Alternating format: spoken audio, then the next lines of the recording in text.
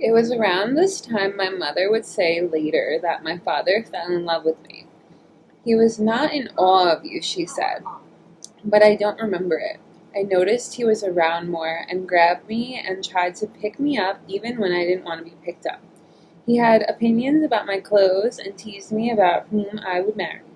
I wished you'd been my mother, my father said to her strangely one afternoon. As she was preparing lunch and I was playing, another time he said, "You know, there's more than half of me, more than half of my genetic material." The announcement caught my mother off guard. She didn't know how to respond. Maybe he said it because he'd started feeling close to me and wanted a greater share. I remember an abundance of crisp sunlight, shadows like blotches swaying inside the light as if there was more sunlight in those days than there is now. We looked for houses we wanted while we skated around. He liked dark wood shingled ones, vines twisting up the dark brown or grayish face, wood so old it silvered, mullioned windows, small panels of glass, gardens with plants that looked blown into heaps. If you looked in the windows of those houses, you could tell they'd be dark inside. I liked the houses that were painted white, symmetrical with columns and plain lawns, heavy and sturdy on the land, like banks. "You gotta stop and smell the roses," he said. He said it urgently, then stopped and put his nose deep in a rose and sighed. I didn't have the heart to tell him it was only an expression, but soon I got into it anyway, and we looked for the best rose bushes in the neighborhood crisscrossing the streets. Roses were plentiful in the yards. I noticed good ones he'd missed behind fences, and we trespassed across lawns on the toes of our skates to get them. Since Ron was out of the picture and my mom and I were on our own again, I figured it was clear to both of us by now that we didn't want anyone else. We didn't need boyfriends. We were doing pretty great. The new house, my father dropping by, so it had surprised and infuriated me when she told me about a new man named Ian. Lon? I don't know. Would be the one who stuck around the longest, 7 years, and changed my life for the better. But first, I would ignore him for 6 months and smirk at him, trying to get him to leave us alone. He had black hair that formed tight, ringlet curls around his head, a long face with a large nose, and intelligent brown eyes. He had a PhD in chemistry and founded and ran a small science toy company. I was interested in his stories. He had traveled around the world as a boy because his father was a world-renowned Hungarian opera tenor, and he'd played clever pranks in school. But as I listened, I still noticed with condensation how unglamorous, how nerdy he was compared to my father. He drove an old white RV Rabbit and sometimes pretended he had a car phone, mocking the Silicon Valley types who'd recently bought car phones the size of bricks, miming at stop signs as if he were receiving important phone calls. He had 2 children, a younger son and a daughter around my age, Allegra, with whom I danced to Madonna's Lucky Star at her house one afternoon when I still thought he and my mother were only friends.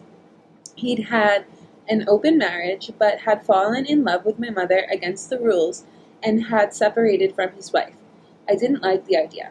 I taunted my mother, but I couldn't irritate her much when I was in love. "He's married," I reminded her. "Oh, honey," she said, like I was a fool when she was in love. "He's married," I reminded her. "Oh, honey," she said, I was like a fool when I was with Ian and my mother together, I felt the grumpy rage I'd felt when she started dating her last two boyfriends. "Are you alright, sweetie?" she asked. Being in love made her seem as if she was far above me, looking down, separate. She was unable to keep a slight smile off her lips. With the others, I had still believed my mother and I were a team against, my mother and I were a team against them. With Ian, I sensed she might let go of me, not him. If she had to choose, and I was going to make her choose, I hunkered down for a long campaign. One weekend morning, several months after they'd started dating, we'd walked to breakfast. I complained, but went along. We dashed across busy Alma Street to the curb on the other side, though through a hole in the fence mound of white rocks where the train tracks ran. From there, it was a straight walk north for 20 minutes along the rocks and the tracks, bouncing on one iron track or stepping between the wood planks. We watched for trains. "Look," Ian said, as a train came toward us. He placed a penny on the rail before we ran to the side and the train thundered past. Afterward, the penny was hot and had become a shiny copper disc, an uneven oval. It was an object I would like to have kept. "Whatever," I muttered when he showed me. It was an object I would have liked to keep, I muttered when he showed me. It took a lot of energy to despise Ian and my mother continuously, the way I did for months. Around them, I was lethargic, smirked, and was poignantly silent when either of them made a joke. When we had dinner with others, I noticed how, I don't know who that is, would find a way to bend the conversation towards his father without quite mentioning him. So that was someone else would become curious and ask, "Who was your father?" My cruelty and unhappiness around him felt like fierce tamping down of myself. It was exhausting and hadn't worked so far to break them up, although it had made them both cautious around me. If I broke out of character for a moment with one thread of happiness, I knew my mother would take it as permission. I refused to give her that. It was as if she'd forgotten what we went through during each breakup, and I hated her for how she was misty-eyed and foolish. The restaurant, MacArthur Park, was in a converted barn and served a fancy buffet brunch with bowls of strawberries, bowls of fresh whipped cream, waffles, and eggs in nickel domes, and fresh juice. Usually we went to simpler places. That morning something changed as I stood at the buffet and looked back at my mother and Ian, who were sitting at a round table facing me, smiling, looking at them.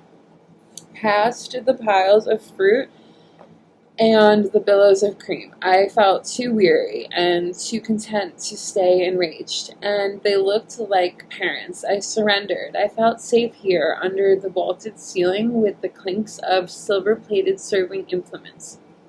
However, although I had been, they would take me even now, and I could let them if I wished to, and it wasn't too late to have it, a family.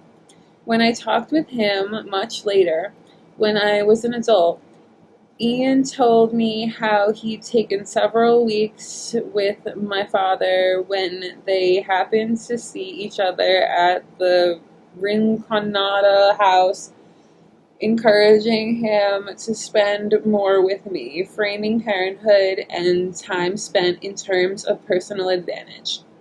"It's for you, Steve," he said. "Think of it that way." He noticed my father was opportunistic. He went for whatever was most appealing in the moment, ignoring me if someone else arrived. Ian encouraged my father, praising him for even small gestures toward fatherhood.